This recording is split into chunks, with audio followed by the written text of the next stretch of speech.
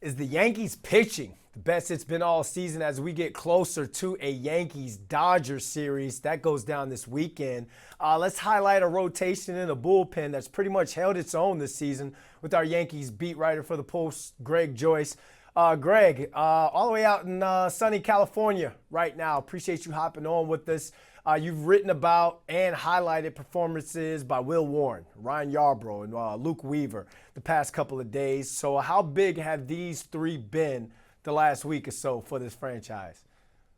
Yeah, it's been big time. Especially Warren and Yarbrough really going a long way and solidifying the back end of that rotation. It was a concern earlier this season when they were kind of trying to, work through the early weeks of the season without Garrett Cole for the season. Luis Sale probably until July. Clark Schmidt started the season late. They tried to get everything they could out of Carlos Carrasco, but ended up designated him for assignment in early May. But really, that opened the door for Yarbrough to enter the rotation. This is a guy that signed with the Yankees for, I think it was 3 days before the season started, kind of as a swing man that could, offer some length out of the bullpen, get some lefty on left outs. But now he's entered the rotation. The last four starts, I think it's a 2.25 ERA. So he's a totally different look than the rest of their rotation. It doesn't throw hard, kind of has some deception with his delivery, throws a bunch of different pitches, a lot of different speeds, none of it real fast, but he's effective. He gave up a leadoff home run last night and then retired 18 of the next 20 batters to get through 6 innings. So that's a big time effort from him. And Will Warren is really showing that he's taken the next step, in his maturation as a big league starter. He's had a lot of games with high strikeout numbers. He's cut down on the walks. He's on a pretty good run here too. So the two of those guys, especially, just pretty much every time they pitch now, they're giving the Yankees a chance to win, which is all you can ask for from the guys from the back end of the rotation. And like you said, Weaver, he's pitched now 5 of the last 7 days. Rockies almost got to him on Sunday in Denver. That got a little bit dicey, but he buckled down, pitched again last night. So he'll be down today, but he's pitched pretty well, all season for them. We talked about him pitching last night. He was used in a non-save spot in last night's game. That's got a lot of people tweeting and questioning if the Yankees are preparing to have Devin Williams take over the closing role again. So how soon do you think we'll see Airbender retake that role, and do you think that he's got his juice back? Yeah, I don't think last night was any indication of anything to come. It was a 4-run lead. The way Aaron Boone described it was that they pretty much had everybody, but basically all their high leverage guys threw on Sunday in Denver too. So you maybe thought about getting Hamilton up, but then if Hamilton gets a guy on base, then he has to get Weaver up anyway. So his thought process was to just throw Weaver and then have him down today, but have the rest of their high leverage guys available today. And Williams had thrown 28 pitches, I think, on Sunday. Weaver had thrown 21 in the save. So I don't think that there's much to read into it there, but Williams definitely has looked more like himself of late. I think it's 11 of his last 12 appearances. He hasn't given up a run.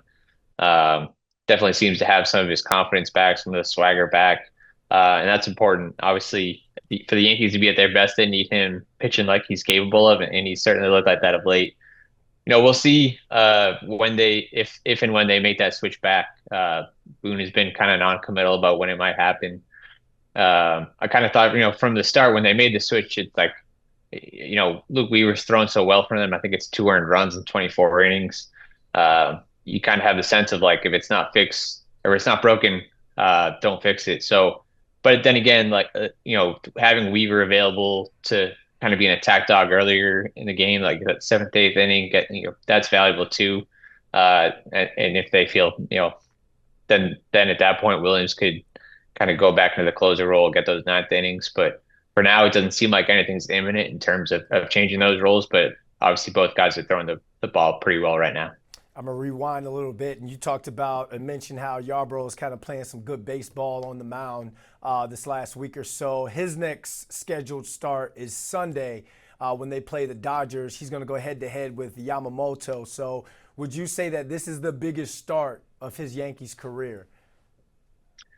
At least since he's joined the Yankees, sure. It's 4 straight starts now since he basically came into the rotation. He's basically given them everything they could have asked for They're kind of having to bridge the gap until they get Louis Steele back. Marcus Stroman is trying to work his way back through some knee stuff. Still doesn't seem like he's fully gotten over the hump. So yeah, I mean it's a big time showdown for Yarbrough. They do have the option. They have an off day on Thursday, so if they wanted to, they could bump Carlos Rodon up and have him pitch Sunday on normal rest. We'll see. They haven't said yet which way they're going to go, but I mean the way Yarbrough is pitching, like throwing the ball lately, you know, it wouldn't be surprising if they have him go Sunday because he kind of has that moxie and kind of Aaron Boone called him unflappable last night, so that's a good guy to have on the mound, against in a big time showdown like that.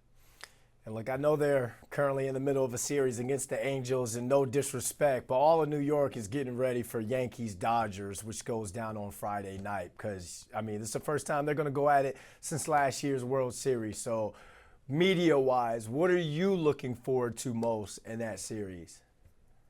Yeah, I think it'll be an interesting matchup. I think anytime the Yankees and Dodgers get together, it feels big, but especially coming off of the World Series, having their first rematch since then, I think the Yankees will probably try to downplay it a little bit. It's still early in the season. If you want to talk about revenge, like the real revenge or anything like that, redemption, anything, you can't get that until October. Even if you take two or three from them or sweep them or whatever it is, like that's not going to erase what happened last October. And the real uh, test would be if they face them again this October. So, but it's a long way to go from there. But I do think they'll be, it's going to feel like a big time series. Obviously, coming off the last time they played each other, at Dodger Stadium. I'm sure there's going to be a lot of stars in the seats, a lot of people watching. It's going to be fun. You had the Subway Series, last weekend or 2 weekends ago. That one felt big. There's series like that over the course of a season that guys get up for, and it feels like a big showdown. And I think this weekend is going to have that, no doubt. Greg Joyce, you're the man, brother. Thanks for your time. You got it. Thanks, Brandon.